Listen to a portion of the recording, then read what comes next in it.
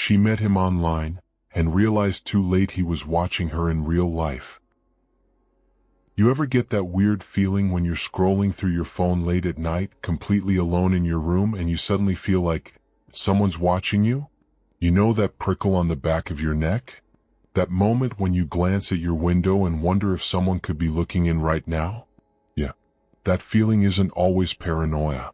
Sometimes the person you think you're getting to know online already knows everything about you.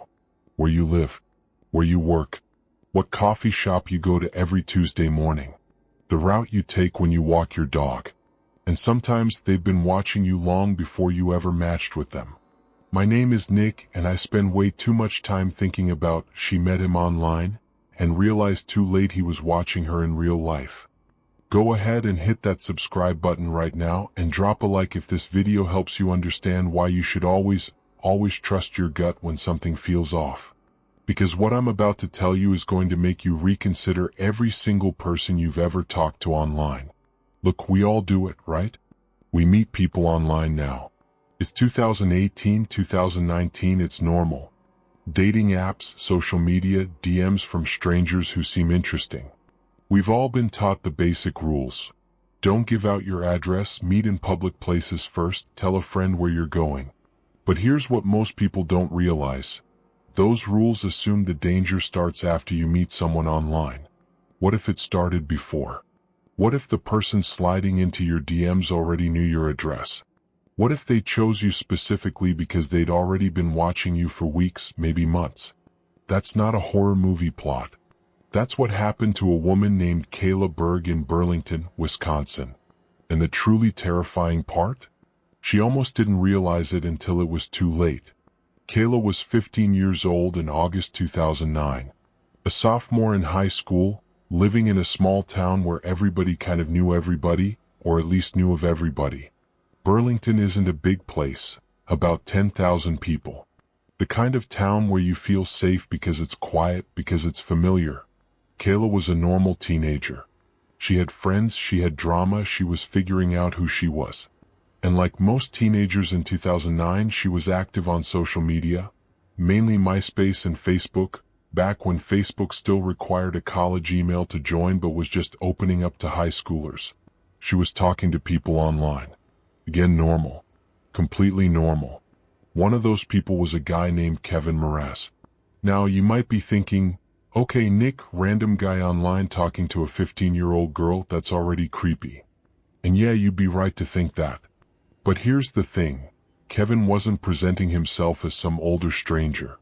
He was 20 years old, but he lived in the area. He had mutual friends with Kayla, or at least friends of friends.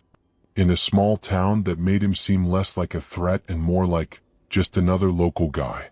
Plus, and this is important, Kevin was dating Kayla's older friend, a woman named Kiana Kiki Smith. Kiki was 19. She knew Kevin. She vouched for him in a way. If Kiki was with him, he couldn't be that bad, right? Wrong. Here's where it gets interesting. Kayla and Kevin started talking more. Just online at first. Casual conversations. He seemed nice enough. A little intense, maybe, but not threatening. He'd ask her how her day was, what she was up to, normal stuff. But then Kayla started noticing something strange. Kevin would mention things. Specific things. Things she hadn't told him. Like, she'd post on her MySpace about going to a certain store, and later Kevin would casually mention, "Oh yeah, I saw you were at Target earlier." And she'd think, "Wait, how did you know I was there?" Or she'd be walking home from a friend's house, and the next day Kevin would reference the route she'd taken. Little details that seemed off.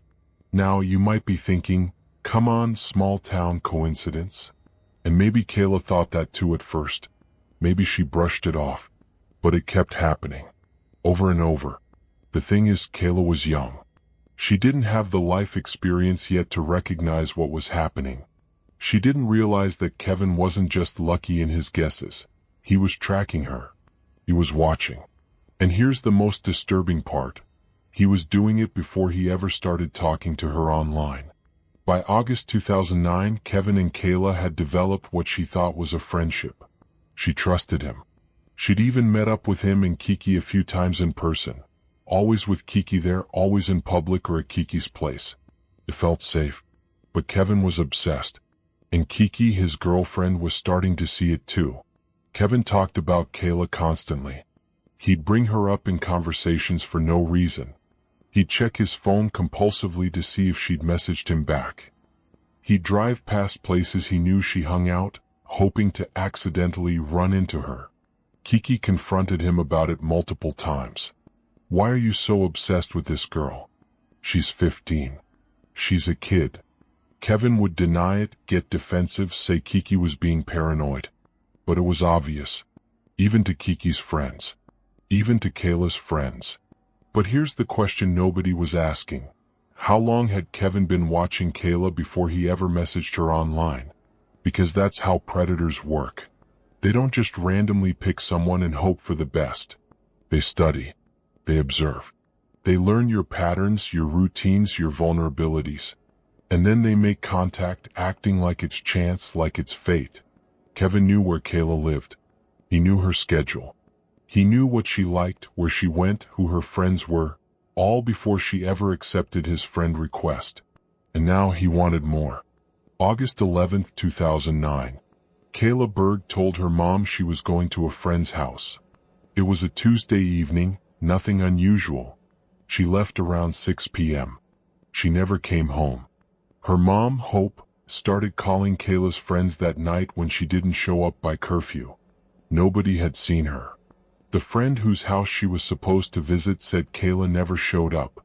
Hope called the police. Now, here's what the investigation revealed. The last confirmed sighting of Kayla was around 7 p.m. that evening. A witness saw her getting into a light-colored van near the area where she was supposed to meet her friend. Whose van? We'll get to that. But first, let me tell you what the police found when they started looking into Kayla's last communications. The last person Kayla had been texting that day was Kevin Mraz. When police questioned Kevin, he admitted he'd been in contact with Kayla that day. He said they'd made plans to meet up, but she never showed. He claimed he went looking for her, drove around a bit, then went home. He seemed cooperative, concerned even. But then police talked to Kiki. Kiki told them Kevin had been acting strange that night. Paranoid, anxious. He kept checking his phone, pacing around. When she asked him what was wrong, he snapped at her, told her to mind her business. And here's where it gets dark. Kiki also told police that Kevin owned a light-colored van. The same description as the van Kayla was seen getting into. Police brought Kevin in for more questioning. They searched his van. They searched his home. They found nothing. No physical evidence. No blood, no signs of struggle, no indication Kayla had ever been in that van. But the absence of evidence isn't the same as innocence. And Kevin's behavior? That told a different story. Here's what most people don't understand about predators like Kevin. They're not monsters in the traditional sense. They don't look evil. They don't act overtly threatening, at least not at first. They're patient. They're manipulative. They know how to make you feel special, how to make you trust them. Kevin had spent months grooming Kayla. Not in the obvious way, but subtly. He'd position himself as a friend, as someone safe, as someone connected to people she already trusted. And when you're 15 years old in a small town, talking to someone who seems to understand you, who pays attention to you in a way that feels flattering rather than frightening, you don't see the danger until it's too late. Kayla got into that van because she trusted Kevin. And that trust was exactly what he'd been building toward. Days turned into weeks. Weeks turned into months. Kayla Berg was gone. Her family plastered missing person posters all over Burlington, all over Wisconsin. They held vigils, organized searches, begged for information. The police continued investigating Kevin Mraz. He remained a person of interest, but without evidence, without a body, they couldn't charge him with anything. And Kevin? He moved on. Started dating other women. Lived his life like nothing had happened. But people in Burlington didn't forget. They whispered. They pointed. Everyone knew Kevin was involved. They just couldn't prove it. Then, in 2013, something happened. Kevin Mraz was arrested. but not for Kayla's disappearance. For the murder of his girlfriend. Her name was Kiana Kiki Smith. Remember her? Kevin's girlfriend from 2009, the one who'd been suspicious of his obsession with Kayla? By 2013, Kiki and Kevin had broken up and gotten back together multiple times. It was a toxic relationship. Friends said Kevin was controlling, jealous, possessive. Kiki tried to leave him several times, but he'd always pull her back in. In May 2013, Kiki's body was found in a wooded area in Kenosha County. She'd been strangled. Kevin was arrested and charged with her murder. The evidence was overwhelming. Witnesses, forensics, his own contradictory statements. He was convicted and sentenced to life in prison. And during the investigation into Kiki's murder, police re-examined Kayla Berg's disappearance. They looked at the timeline, the patterns, Kevin's history of obsession, control, violence. They became certain Kevin Mraz killed Kayla Berg. But they still couldn't prove it. Her body has never been found. Now you might be thinking, Nick, how does someone get away with this? How does someone kill a 15-year-old girl and just walk free for 4 years? And that's the terrifying reality. Predators like Kevin are good at hiding in plain sight. He didn't fit the stereotype of a killer. He had friends, relationships, a normal life. He knew how to play the part of the concerned friend, the cooperative witness. But here's what the investigation revealed when they dug deeper. Kevin had been stalking Kayla for months before her disappearance, not just online but physically. He'd park near her house at night. He'd follow her to the store, to friends' houses. He'd document her routines. He'd built an entire psychological profile of her before ever sending that first message online. And when she agreed to meet him that day in August, she thought she was meeting a friend. She didn't know she was meeting someone who'd been planning this moment for months. Look, here's the thing that keeps me up at night about this case. Kayla did everything right by the standards we teach young people. She met Kevin through mutual friends. She met him in person with other people around. She didn't just run off with some random stranger from the internet. But none of that mattered because the danger didn't come from a stranger. It came from someone who'd made himself familiar. Someone who'd weaponized trust. And that's the truly horrifying part. We teach people to be afraid of strangers online, but we don't teach them to recognize when someone is studying them, when someone knows too much, when coincidences aren't really coincidences. Kevin knew Kayla's entire life before she knew his name. Here's what most people don't realize about cases like this. The online component isn't the problem. It's the tool. Kevin would have been dangerous with or without the internet. But social media gave him access. It gave him information. It gave him a way to insert himself into Kayla's life without seeming threatening. He could see her posts, her photos, her check-ins. He could learn her schedule, her habits, her friends. He could craft the perfect approach. And when she finally agreed to meet him, she thought it was her choice. But it wasn't. It was his plan all along. To this day, Kayla Berg's body has never been found. Her family still doesn't have closure. They know what happened. Everyone knows what happened. But without physical evidence, Kevin Mraz has never been charged with her murder. He's in prison for killing Kiki, yes. But he's never had to answer for Kayla. And that's its own kind of horror, isn't it? Knowing the truth but being powerless to get justice. Kayla's mom, Hope, still fights for answers.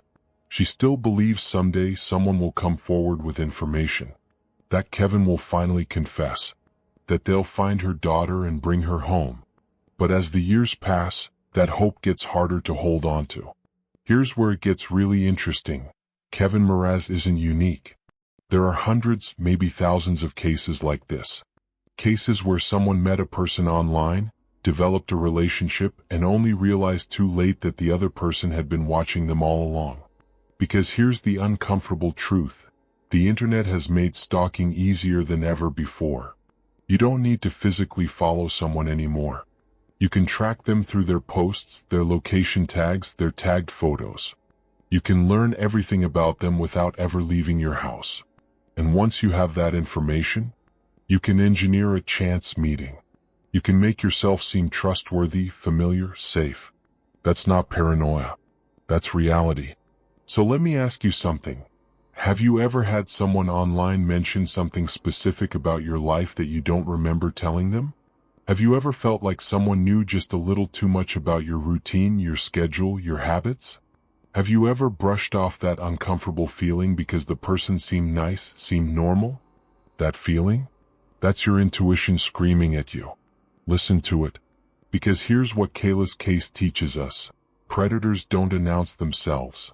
They don't show up wearing a sign that says dangerous. They show up as friends, as potential romantic interests, as people who seem to genuinely care about you. And by the time you realize something's wrong, they already know everything about you. Let's talk about something practical for a second. Your digital footprint. Every photo you post. Every location you tag. Every check-in at a restaurant or coffee shop. Every mention of where you work, where you live, where you hang out. You're creating a map of your life. And anyone who wants to study that map, they can. Kevin Mraz used MySpace and Facebook to learn everything about Kayla.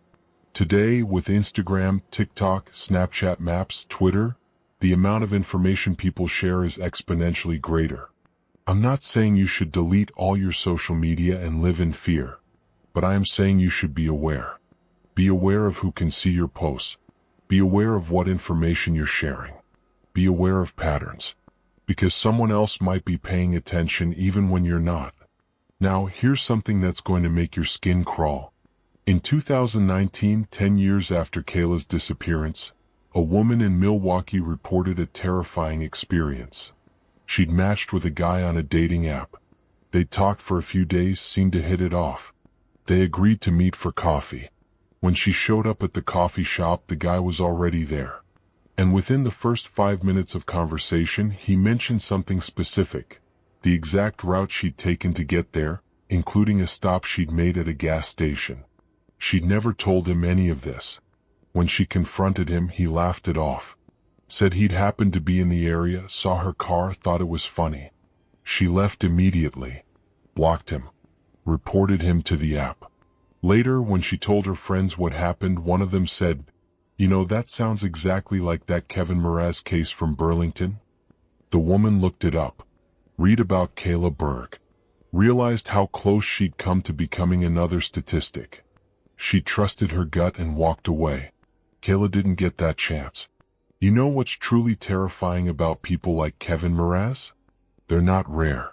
They're not some one-in-a-million monster. They're common. They're your coworker, your neighbor, the guy at the bar who seems charming. Evil doesn't usually announce itself with dramatic music and ominous lighting.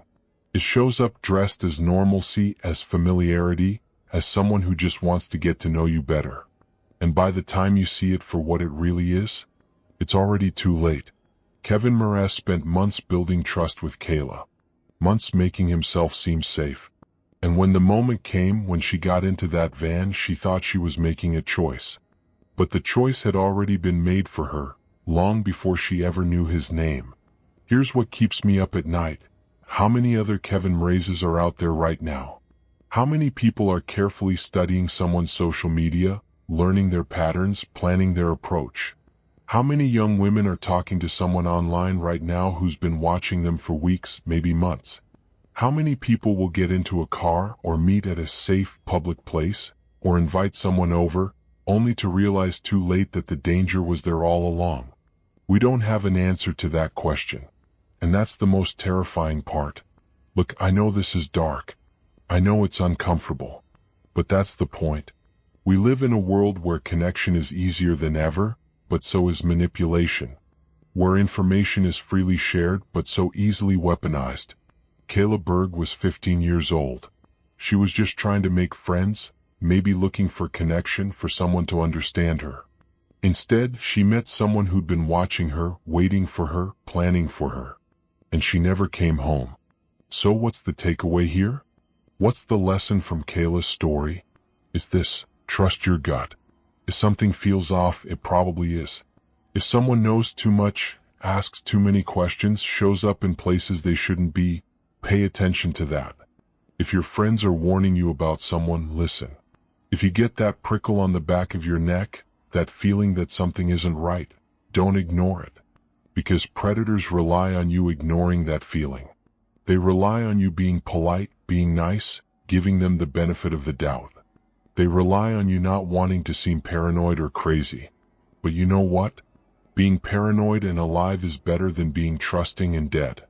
Kayla Berg would be 30 years old today. She should be here.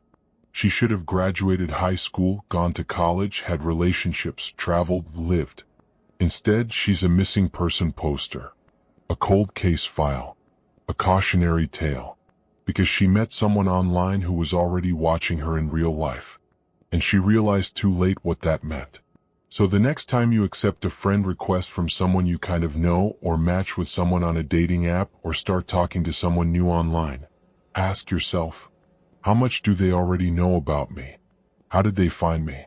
Why are they so interested? And if the answers to those questions make you uncomfortable, walk away, block them, report them, tell someone. Because the worst case scenario isn't embarrassment. It's not overreacting. The worst case scenario is becoming another Kayla Berg. My name is Nick, and I spend way too much time thinking about cases like this. If this video made you reconsider your online safety, hit that like button and subscribe for more deep dives into real cases that should terrify you. And remember, that person you're talking to online, they might know a lot more about you than you think. Stay safe out there. Because the person watching you might not be a stranger at all. They might be someone you've already invited into your life.